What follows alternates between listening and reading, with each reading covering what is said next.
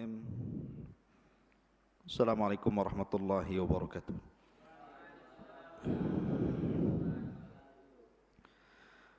Bihamdillah wassalatu wassalamu ala Rasulillah wa ala alihi wa sahbihi wa mawalah wa la hawla wa la quwata illa billahi wa ba'du. Alhamdulillah, di malam hari ini kita sekembali duduk untuk talabul ilmi di Masjid Jabal Uhud. Salawat dan salam kita haturkan kepada Rasul yang mulia alaihi salatu wassalam. Allahumma salli ala Muhammad wa ala alihi wa sahbihi wa man sara ala nahji ila yaumiddin. Pembahasan di malam hari ini kita akan membahas tentang menyingkap di balik alam arwah. Apa itu ruh? Dan apa kaitan ruh dengan jasad? Bagaimana ruh bisa keluar dari jasad? Kemudian bagaimana ruh setelah kematian manusia? Dan juga di mana ruh saat kiamat dibangkitkan? Kemudian saat manusia berada di padang mahsyar, ini yang kita akan bahas seputar alam arwah. Ma'asyiral muslimin yang dimuliakan Allah Subhanahu wa taala. Dahulu Nabi sallallahu alaihi wasallam ketika hijrah dari Mekah ke Madinah, ketika itu Nabi sallallahu alaihi wasallam lewat di sekumpulan orang-orang Yahudi. Karena tahu bahwa Madinah itu penuh dengan orang-orang Yahudi kala itu. Dan kebetulan Nabi sallallahu alaihi wasallam bersama sahabat Abdullah ibnu Mas'ud radhiyallahu anhu. Maka Yahudi ini, sebagian mereka dengan sebagian yang lainnya saling berbincang dan mengatakan saluhu, saluhu. Tanyalah dia. Maksudnya ragu-ragu mereka mau nanya Nabi sallallahu alaihi wasallam. Akhirnya kemudian salah seorang di antara mereka memberanikan diri bertanya kepada Nabi sallallahu alaihi wasallam, "Ya Abul Qasim, marruh." Wahai Abul Qasim, saya ingin bertanya kepadamu, apa itu ruh? Maka Nabi sallallahu alaihi wasallam tidak langsung menjawab. Kemudian Rasul menyingkir dari mereka, kemudian Rasul pun bersandar di bawah pohon kurma. Kata Abdullah bin Mas'ud radhiyallahu anhu mengatakan, fa'alimtu annahu yuha ilaihi. Dan aku mengetahui bahwa Rasul sedang diturunkan wahyu kepadanya. Maka sejenak kemudian Nabi SAW bangkit, kembali menemui orang-orang Yahudi dan membacakan surah Al-Isra.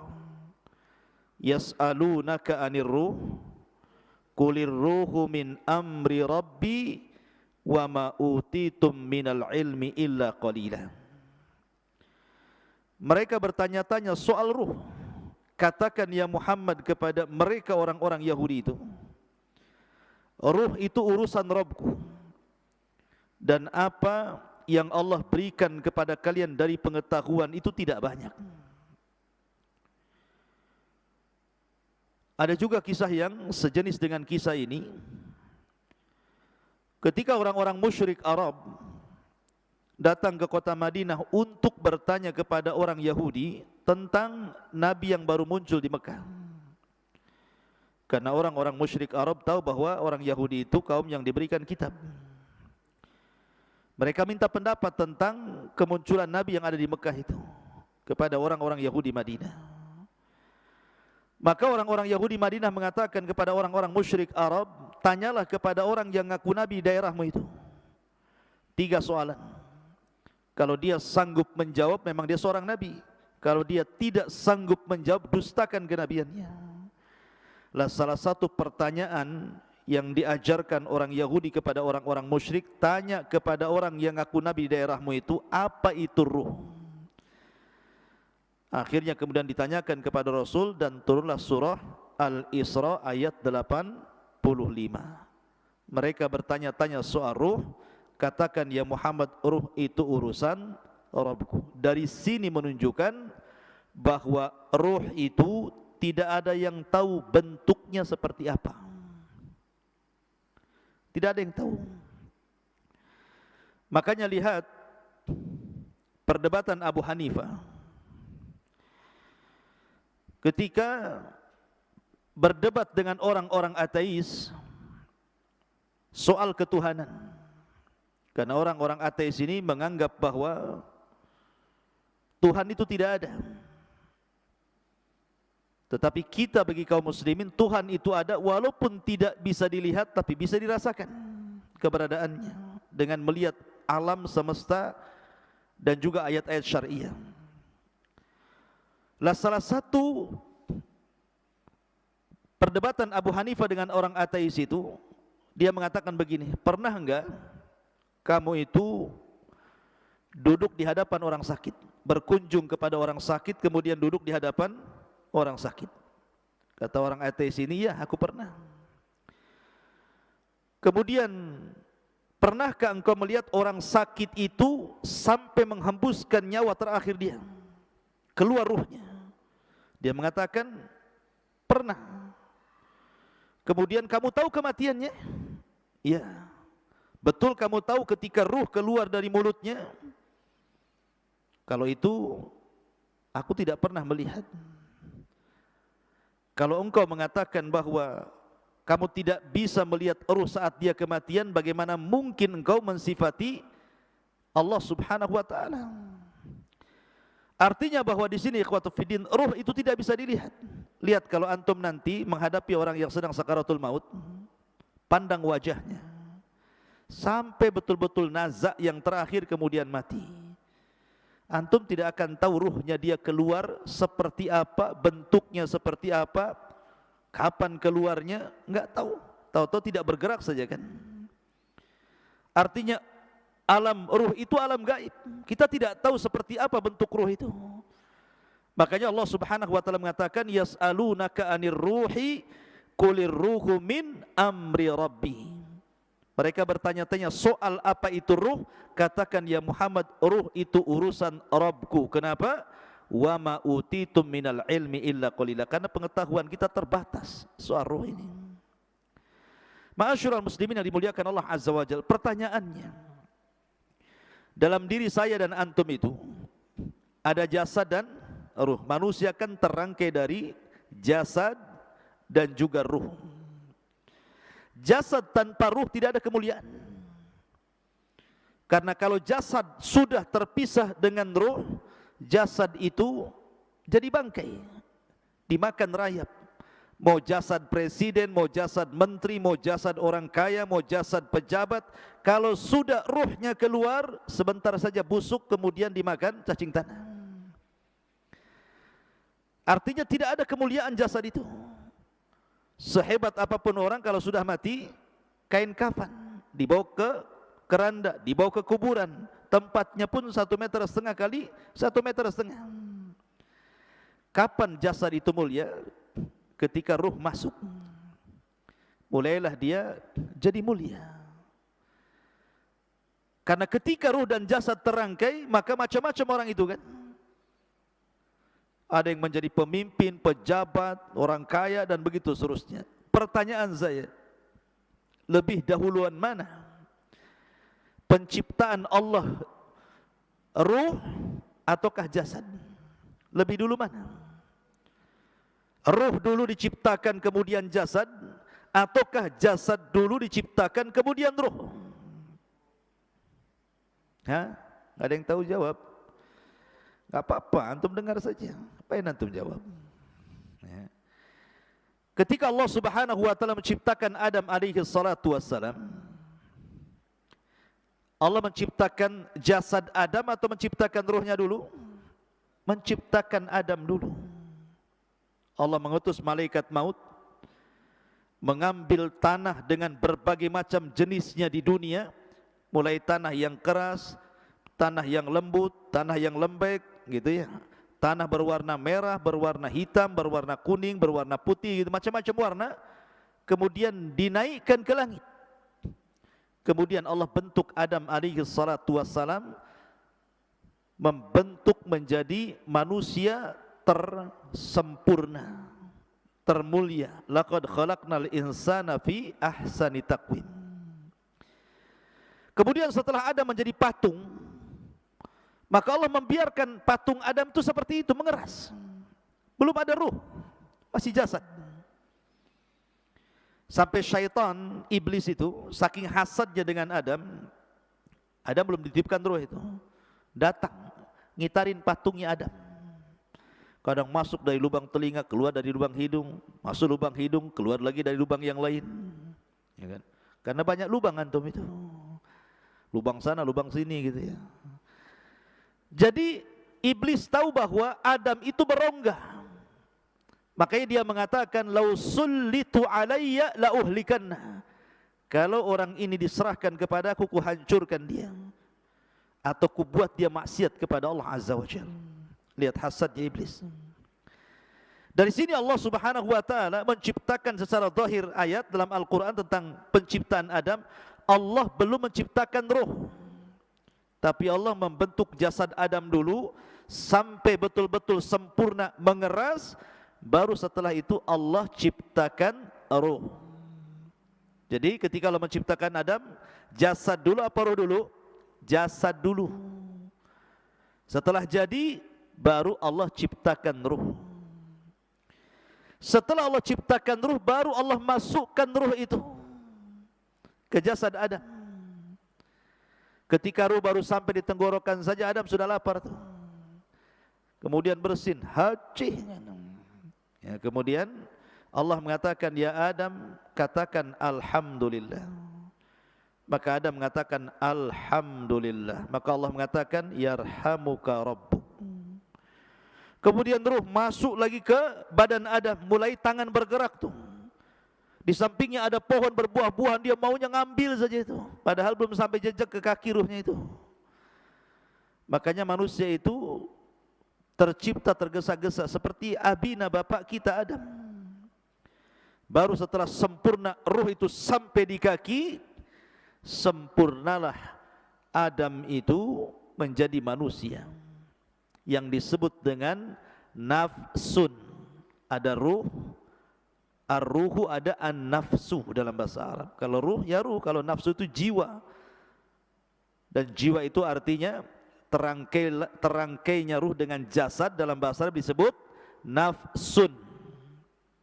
Kalau ruh, ruh saja. Kalau jasad, jasad saja. Kalau sudah nyatu disebut nafsun. Ya ayyutuhan nafsul mutmainnah.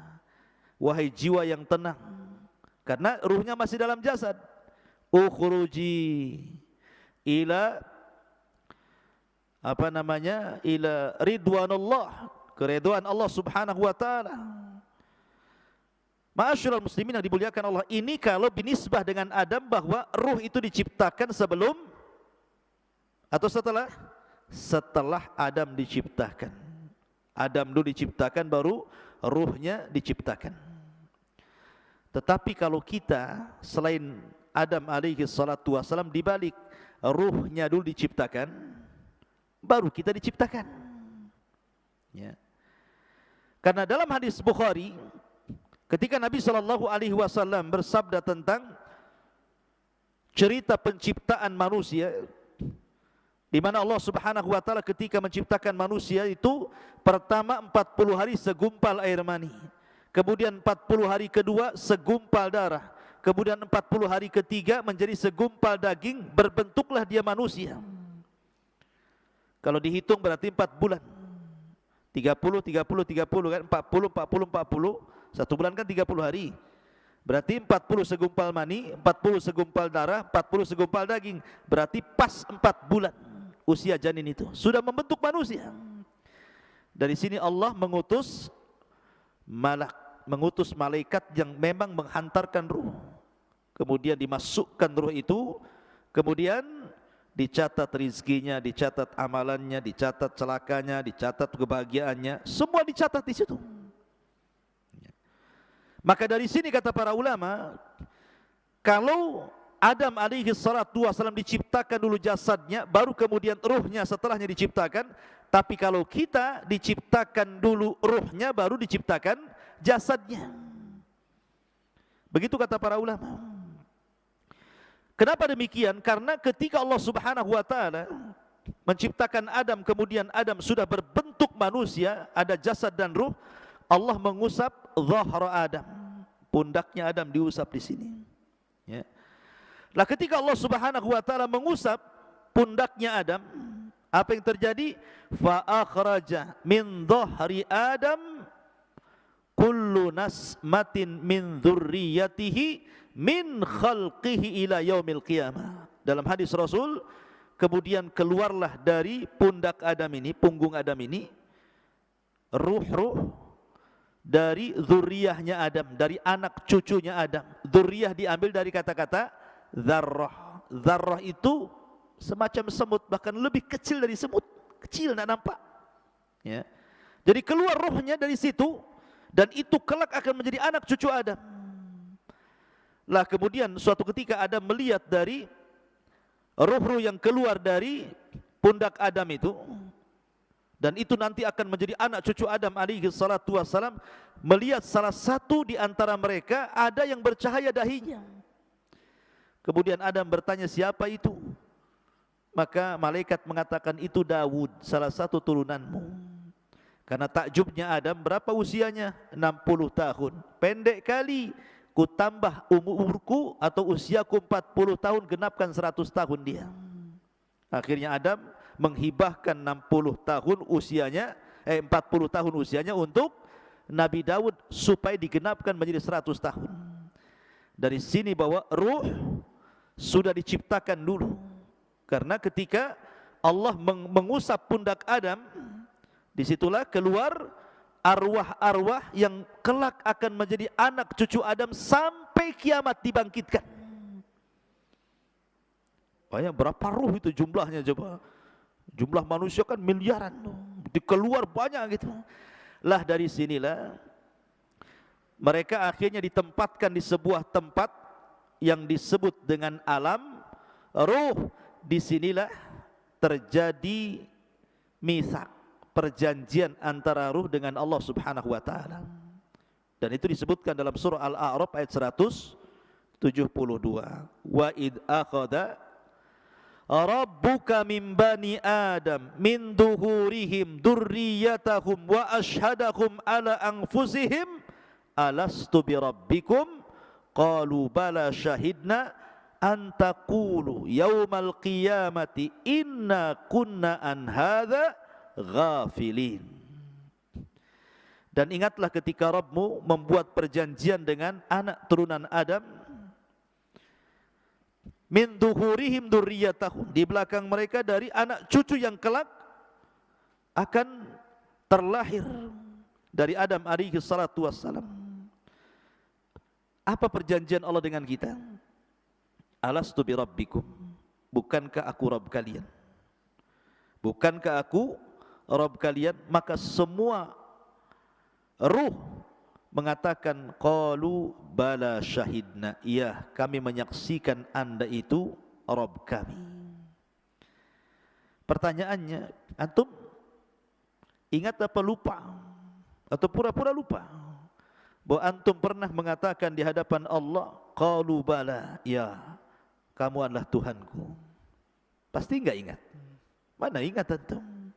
Utang aja enggak ingat, mau ini pula gitu ya. Kenapa enggak ingat?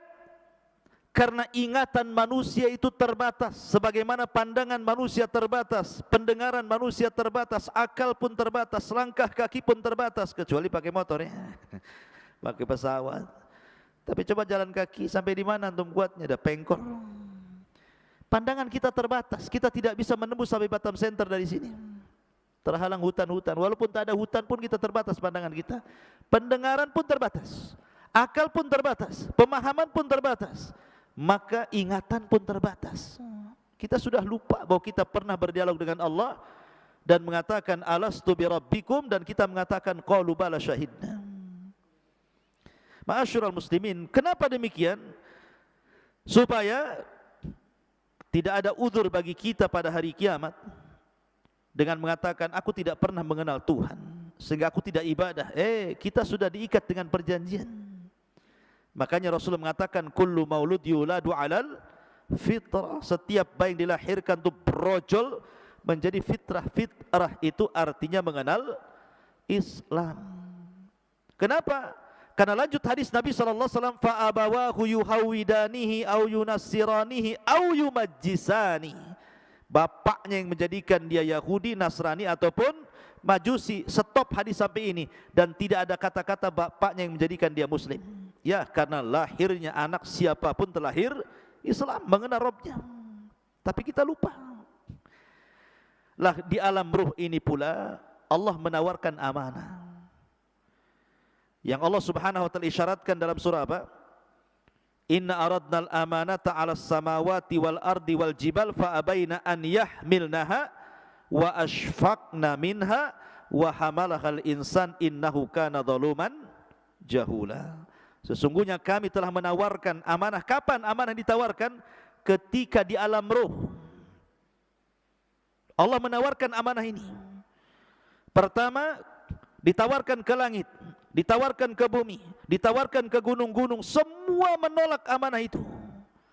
Kemudian Allah menawarkan amanah di alam ruh kepada ruh-ruh turunan Adam itu. Tiba-tiba kemudian manusia pun siap memikul amanah itu. Makanya Allah mengatakan sungguh manusia itu amat sangat zalim dan amat sangat bodoh. Gunung saja menolak, langit saja menolak, bumi saja menolak, manusia pula yang lemah menerimanya. Walaupun penafsiran amanah dalam ayat ini berbagai macam ya. Apa yang dimaksud amanah yang Allah tawarkan kepada kita di alam ruh itu? Ada yang mengatakan amanah di sini artinya at-ta'at wal faraid, ketaatan dan melaksanakan kewajiban. Ada yang mengatakan amanah di sini artinya seperti pendapat Abdullah ibn Mas'ud, artinya salat, zakat, puasa, haji. Kemudian membenarkan hadis, jujur dalam berkata, kemudian membayar hutang, adil dalam timbangan, kemudian juga amanah ketika dititipkan sesuatu barang kepadanya. Ada juga yang mengatakan bahwa amanah di sini artinya al-farju, kemaluan. Bahwa kita diberikan kemaluan sehingga harus amanah. Jangan digunakan untuk berzina, tetapi dihalalkan dengan cara menikah. Ada juga yang mengatakan amanah di sini artinya as-saum, puasa. Wal ghuslu minal janabah, mandi setelah junub. Ada juga yang mengatakan amanah di sini artinya amanah, orang itu amanah, tidak khianat gitu ya. Intinya bahwa banyak penafsiran amanah, tapi yang jelas dialog ini sebagian para ulama mengatakan terjadi kapan? Di alam ruh. Dialog ini terjadi di alam ruh. Ma'asyiral muslimin yang dimuliakan Allah Azza wa Jalla. Taib. Setelah kita tahu sedikit tentang alam ruh, lalu ruh ini kapan keluar? Kan pertama ruh menyatu dengan jasad. Kemudian kita dilahirkan ke dunia menjadi jiwa yang menyatunya ruh dengan jasad. Maka suatu ketika ruh ini akan keluar saat kematian. Bagaimana ruh keluar dari jasad kita, ikhwan? Ada hadis Bara' bin Azib radhiyallahu an. Jadi Bara' bin Azib ini bercerita suatu ketika kami, kata Bara' bin Azib, keluar bersama Rasul hendak mengebumikan salah seorang jenazah. Ketika sampai di kuburan, orang yang gali kuburan itu belum selesai. Orang yang gali kuburan itu belum selesai. Lah karena belum selesai orang yang menggali kuburan itu, Nabi SAW memberikan nasihat kepada sahabat yang ada di sekitar kuburan itu. Kemudian Nabi SAW menceritakan tentang kematian seorang mukmin dan kematian seorang kafir. Coba perhatikan bagaimana ruh keluar dari jasadnya seorang mukmin dan bagaimana ruh keluar dari jasadnya orang kafir. Kata Nabi SAW, innal abdal mu'min idza kana fi inqita'in minad dunya wa ikbalin minal akhirah, apabila hamba mukmin ini hendak terputus dari dunia dan menghadap akhirat, nazala ilaihi malaikatun minas sama bidul wujuh, maka akan turun malaikat dari langit, wajahnya sangat putih, ka'anna wujuhahumus syamsu, seperti wajahnya malaikat ini seperti matahari. Ma'ahum kafanun min akfanil jannah wa hanutun min hanutil jannah. Malaikat yang turun dari langit yang memiliki wajah yang sangat terang putih itu membawa kain kafan dari sorga dan wewangian dari sorga. Kata para ulama, ketika nanti antum mendekati ajal, malaikat yang turun kepada antum itu ada 4. Satu disebut malakul maut, malaikat kematian. Yang 3 disebut rusulul maut. Rusulul maut, tawaffathu rusuluna. Ada 3 utusan Allah malaikat yang mendampingi malakul maut. Yang pertama membawa kain kafan, yang kedua membawa hanut, dan yang ketiga membisikkan di telinganya kalau dia seorang mukmin kabar gembira. Adapun malakul maut hanya mencabut nyawa saja, kemudian diserahkan kepada 3 malaikat itu.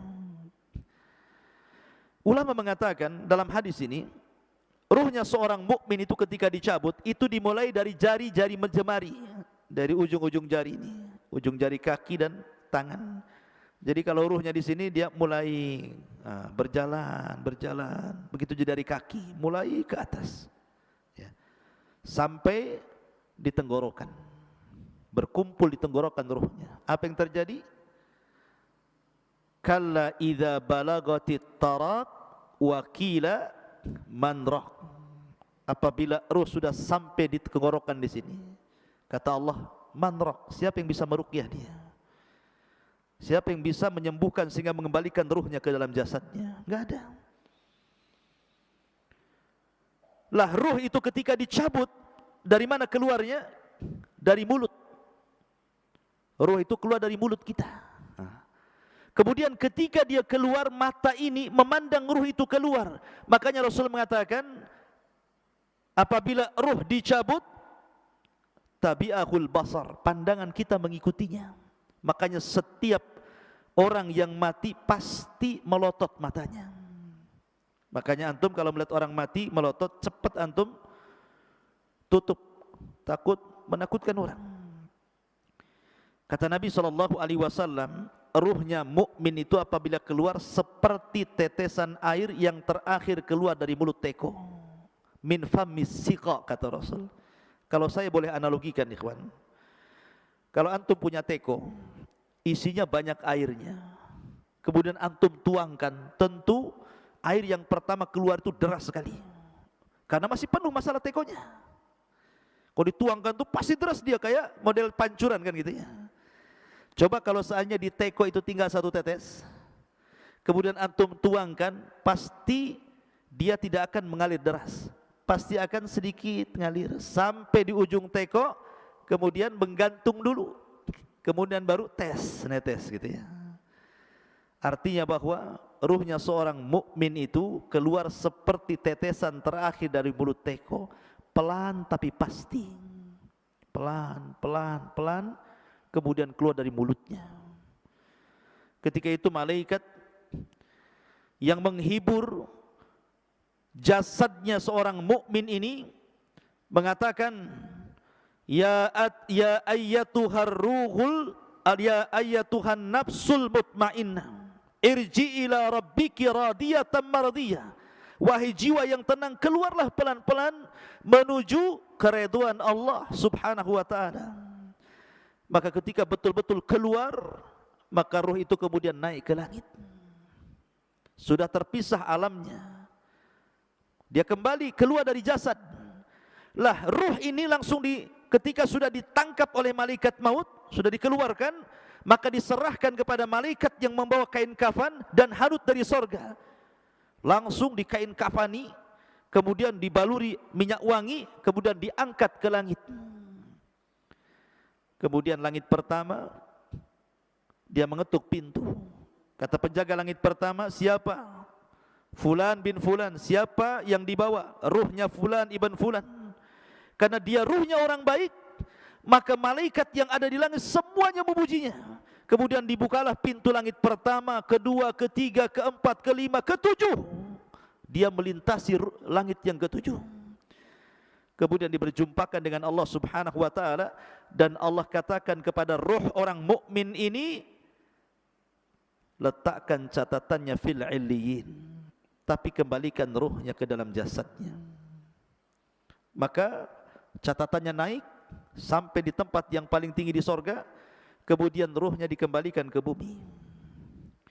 Ketika ruhnya dikembalikan ke bumi, ada yang mengatakan batas ruh naik ke langit itu sebatas ketika dia mulai dimandikan, mulai dikafankan, kemudian dikuburkan, ruh itu kembali ke dalam kuburan. Kemudian Allah satukan kembali ruh itu dengan jasad di alam kubur itu. Ketika itu dia baru sadar karena terjadi himpitan dhaghtah alam kubur. Jadi alam kubur menyempit. Kuburan itu menyempit sehingga kalau dia jasadnya orang kafir bisa remuk itu badan dan tulang-tulang itu. Tetapi himpitan bumi ketika orang dimasukkan ke dalam kuburan itu, kalau dia seorang mukmin seperti dipeluk oleh ibunya. Kalau ada bayi dipeluk sama ibunya rapat-rapat gitu, seperti itu rasanya. Karena kita diciptakan dari tanah, kembali ke tanah, maka seolah-olah tanah itu bagi ibu kita. Tapi ingat, kalau jasadnya orang kafir, maka diremukkan dengan tanah semua tulang-tulangnya. Ma'asyiral muslimin, inilah yang dikatakan Rasul, seandainya ada yang selamat dari himpitan kuburan, maka tentu yang selamat adalah bayi ini. Tapi bayi ini pun tidak akan selamat dari himpitan kuburan. Dalam riwayat, kalaulah ada yang selamat dari himpitan kuburan, tentu yang selamat adalah Sa'd bin Mu'adz, karena saat kematiannya arsy Allah berguncang. Tapi Sa'ad bin Mu'adz pun tidak selamat dari himpitan kubur. Lah setelah itu baru datang dua malaikat yang disebut dengan Munkar dan Nakir. Lah Munkar dan Nakir ini membawa fitnah yang disebut dengan fitnah kubur. Kemudian dia mengatakan, man rabbuk, siapa Rabbmu? Kemudian juga setelah ditanya siapa Rabbmu, kemudian wa man nabiyuk, siapa nabimu? Atau ma taqulu bihadzal rajul, apa yang kau katakan terhadap orang ini, maksudnya Nabi sallallahu alaihi wasallam. Kemudian wa madinuk, apa agamamu? Karena dia seorang yang beriman, tentu gambarannya seperti yang di dalam Al-Quran, yuthabbitullahu alladhina amanu bil qawli tsabit fil hayatid dunya wal akhirah. Akan mantap jawabannya. Dia mengatakan Rabbi Allah, Rabbku Allah. Ketika ditanya bagaimana pendapatmu tentang orang ini, maksudnya Rasul sallallahu alaihi wasallam, dia mengatakan huwan nabi, dia nabiku Muhammad sallallahu alaihi wasallam.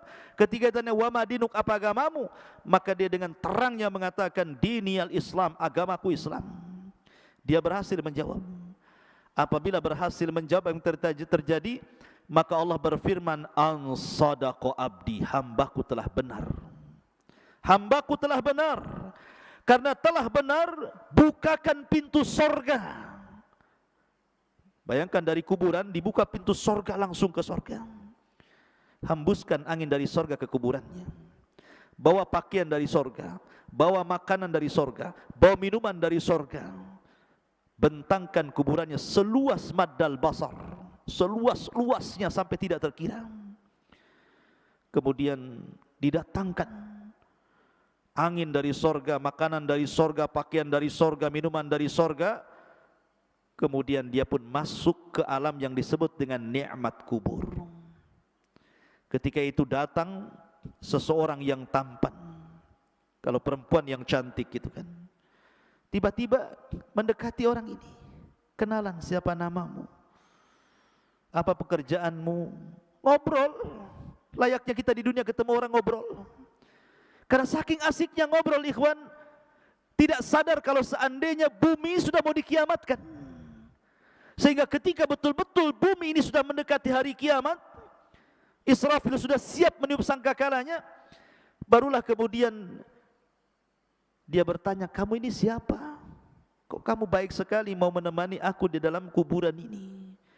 Maka orang ini mengatakan, ana amalukas saleh, sayalah amal solehmu, sayalah puasamu, sayalah salatmu, sayalah zikirmu, sayalah silaturahimmu, sayalah birrul walidainmu, sayalah seluruh amal solehmu. Allah jelma menjadi manusia sehingga menjadi teman kita dalam kuburan.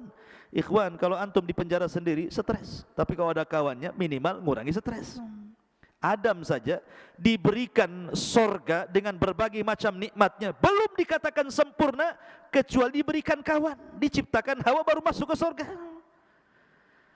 Jadi ikhwatu fillah muliakan Allah Azza wa Jal. Tetapi ruhnya seorang kafir, lihat bagaimana hadisnya. Adapun ruh seorang kafir, ketika idza kana fi inqita'in minad dunya wa iqbalin minal akhirah nazala ilaihi minas sama'i malaikatun ghiladun shidadun sudul wujuh ma'ahu almasuhu minan nar. Subhanallah. Kalau seandainya orang fajir, orang kafir, orang fajir, orang jahat ini mati, hendak meninggalkan dunia dan menghadap akhirat, maka turun dari langit itu malaikat yang ghilad, syidad, yang sangat keras, yang sangat jahat. Sudul wujuh, wajahnya hitam, kelam, gosong, dan membawa kain kafan dari neraka yang sangat busuk baunya. Kemudian dia pun duduk di samping orang yang mau ihtidar, mau mati dari orang kafir ini.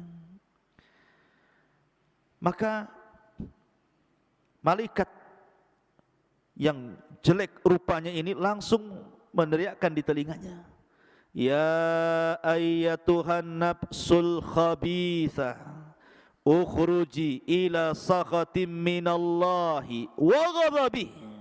Hei jiwa yang buruk, keluar kau kepada kemurkaan Allah dan laknatnya, keluar kamu. Coba kalau saya buat analogi, antum ada di rumah, tiba-tiba di luar rumah ada yang berteriak, keluar, keluar Noval, mau enggak uang 1 miliar? Keluar enggak antum? Keluar. Pal, keluar, kubunuh kau. Keluar enggak?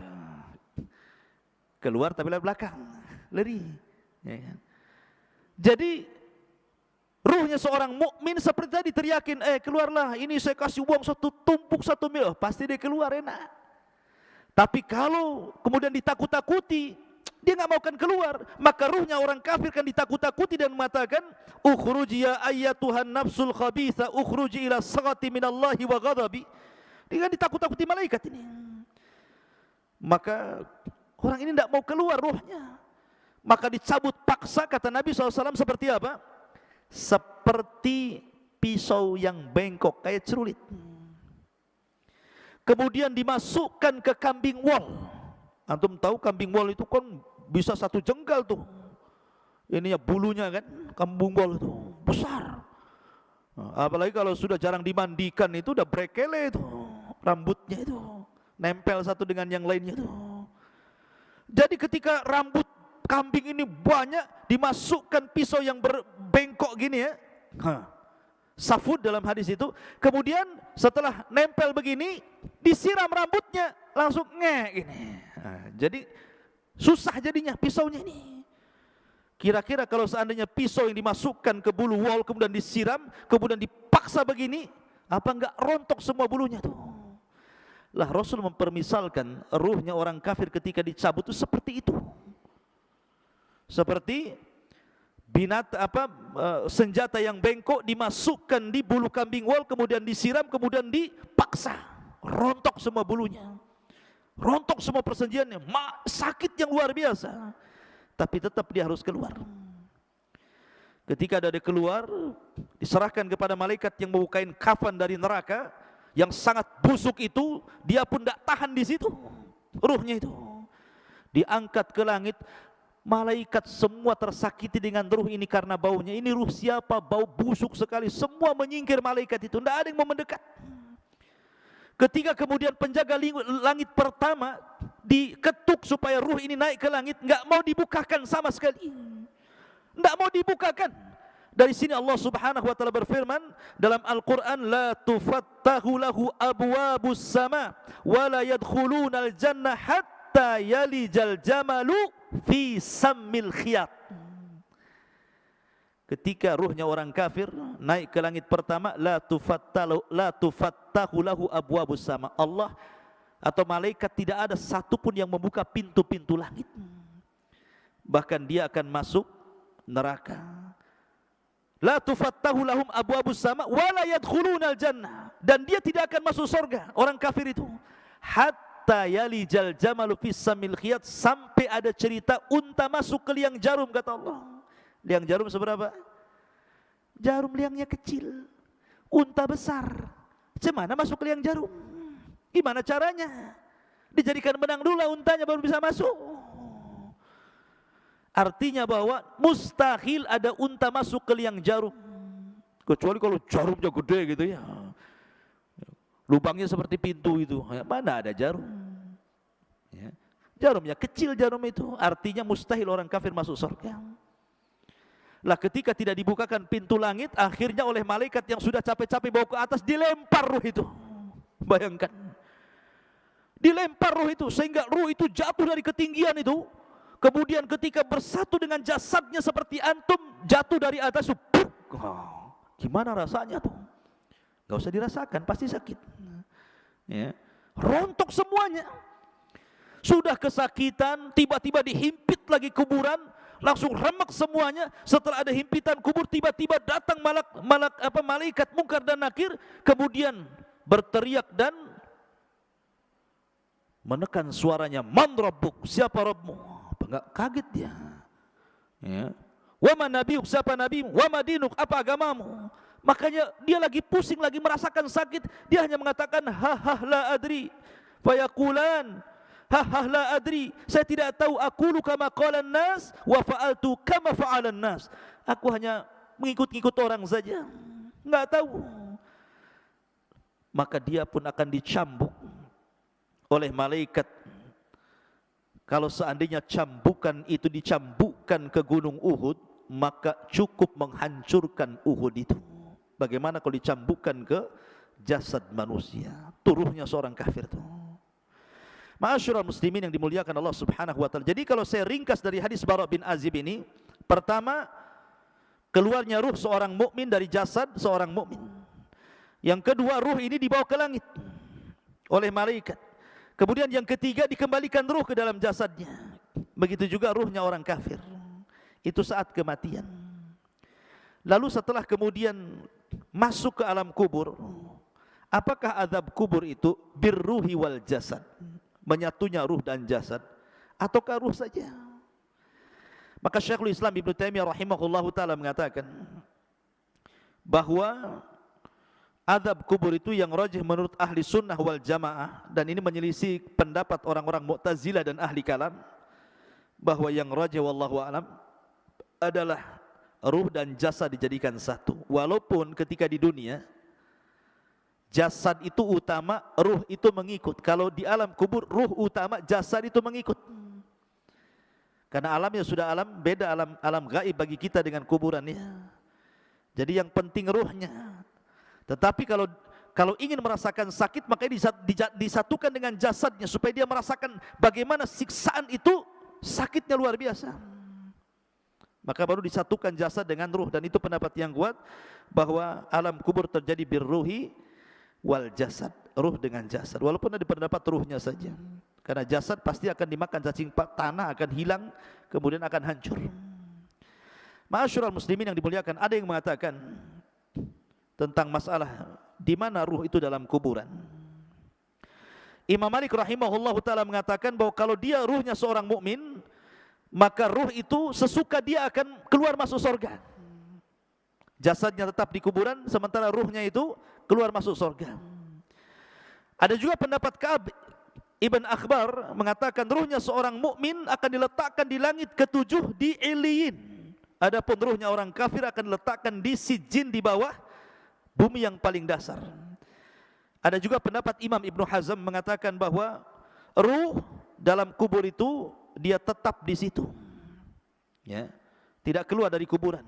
Ada juga yang mengatakan, Ibnu Abdul Bar mengatakan, ruhnya syuhada maka akan masuk ke dalam sorga dan akan diletakkan di kendil-kendil sorga, kemudian digantung di aras-aras Allah.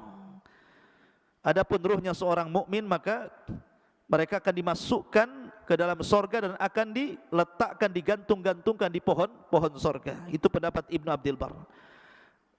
Dan juga pendapat Ibnu Ash-Shihab, ya, bahwa ruhnya syuhada juga akan digantungkan di arasy seperti kendil-kendil dan keluar masuk surga.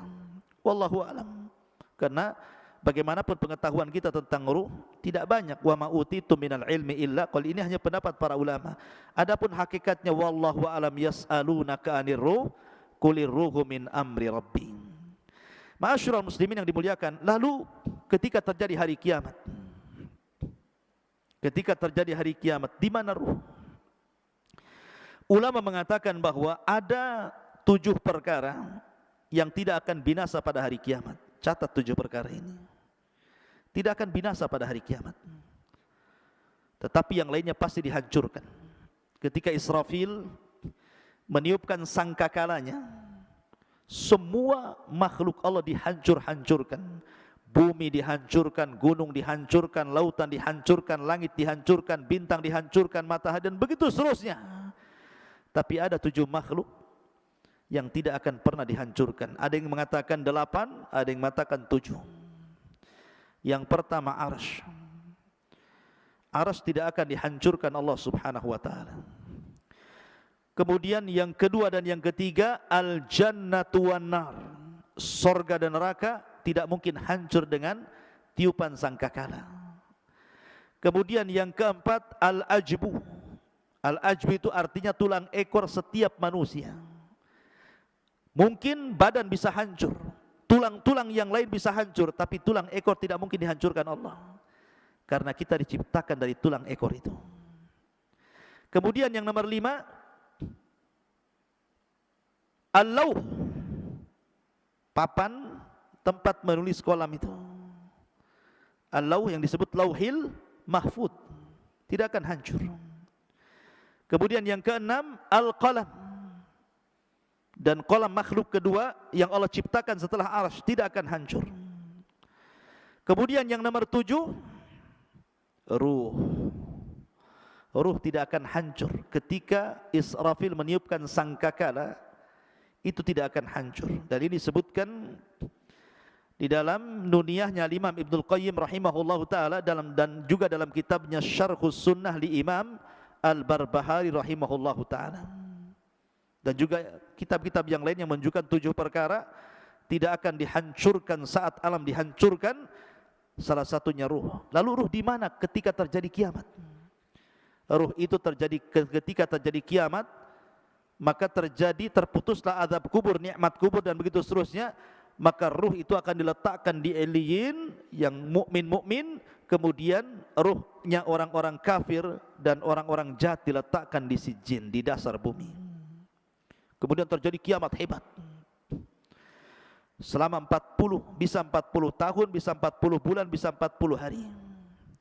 Baru Israfil kemudian meniupkan sangkakala yang kedua. Ketika itu jasad-jasad oleh Allah dikembalikan lagi. Tulangnya dirangkai lagi, kemudian dagingnya dirangkai lagi dengan tulangnya. Jadilah setiap manusia, sehingga tanah itu dipenuhi dengan jasad. Allah mengatakan, idza zulzilatil ardu zilzalaha wa akhrajatil ardu athqalaha. Dan Allah keluarkan beban-beban berat dari perut bumi, maksudnya manusia, dilempar ke permukaan. Wa alqat ma fiha wa takhallat. Dan kami lempar isi-isi perut bumi sampai kosong, karena semua jasadnya berada di permukaan bumi, semua jasad, belum ada ruh. Baru setelah jasad mulai dari Adam alaihi salatu wasalam sampai orang yang terakhir mati, sudah di permukaan bumi, di padang mahsyar, maka Allah mengatakan dalam Al-Quran, ruh itu kemudian dilesatkan dari illiyin dan dilesatkan dari sijin. Ya. Wa idza nufusu zuwizat, dan ketika nufus, jiwa-jiwa itu disatukan, Jadi ruh dari Ilin melesat, kemudian ruh dari Sijin melesat, dan anehnya tidak tertukar tuh ruh dengan jasad itu. Bukan berarti kemudian ruhnya Naufal tertukar dengan ruhnya siapa gitu, enak kali ya. Jadi tidak tertukar, artinya bahwa ruh itu akan kembali ke jasadnya sesuai ketika di dunia jasadnya. Dan yang pertama kali adalah ruhnya Muhammadun sallallahu alaihi wasallam. Makanya dia orang yang pertama kali siuman sebelum manusia siuman. Ana awal man yashaqqu fihil qabr. Saya pertama orang yang keluar dari kuburan, katanya, kata Rasul. Kemudian aku melihat Nabi Musa sedang bersandar. Aku ragu-ragu apakah dia dulu ataukah aku, kata Rasulullah. Kan gitu ya. Baru kemudian bangkit semua, karena sudah nyatu lagi ruhnya tuh. Kemudian ketika bangkit, bingung orang-orang kafir ini, sehingga mereka mengatakan, ya wailana man ba'atsana mim marqadina. Celaka siapa yang membangunkan aku ini dari tidur-tidurku ini. Tapi orang-orang yang beriman mereka mengatakan, hadza ma wa'adar rahman wa sadaqal mursalun. Inilah janji Allah dan benarlah ucapan para rasul. Berarti dari sini terjadi infisal ruh dengan jasad berapa kali? Pertama, ketika ruh kita dengan jasad kita dalam janin terpisah. Karena jasad belum diciptakan, ruh sudah diciptakan. Ya, itu perpisahan pertama, ruh dengan jasad. Kemudian yang kedua, saat kematian, ruhnya dicabut lagi dari jasad. Kemudian disambungkan lagi di alam kubur. Kemudian setelah terjadi kiamat, dipisahkan lagi ruhnya, diletakkan di Iliyin, kemudian di padang mahsyar disatukan lagi, dan tidak akan pernah dikeluarkan lagi setelah itu, baik yang masuk ke dalam sorga ataupun yang masuk ke neraka. Tetapi yang ada kelak, badan kita akan dibesarkan. Kata para ulama, kapan? Ketika membaca catatan amal. Ketika Naufal membaca catatan amal 1, 2, kalau itu amalan baik dibaca, maka bercahayalah wajahnya, mengembang badannya. Dibaca lagi catatan kebaikannya, makin bercahaya, makin mengembang, makin bercahaya, makin mengembang, sehingga tanpa sadar badan itu besar, sehingga tingginya 30 meter 60 hasta, lebarnya 7 hasta 3,5 meter, dan bentuk mereka semua sama, kasurati abikum Adam, seperti gambaran bapak kalian Adam alaihi salatu wassalam. Tuluhu sittuna dira'ah, panjangnya tingginya 60 hasta atau 30 meter. Barulah disitulah mereka menitis titian siratal mustaqim, wallahu alam, sampai akhirnya yang berhasil masuk surga itu karena amalan dan ketaatannya, yang tidak berhasil karena perbuatan maksiat dan dosanya. Wallahu alam bisawab. Inilah diantara alam arwah. Subhanakallah bihamdika asyhadu an la ilaha illa anta astaghfiruka wa atubu ilaik. Allahu ta'ala. Assalamualaikum warahmatullahi wabarakatuh.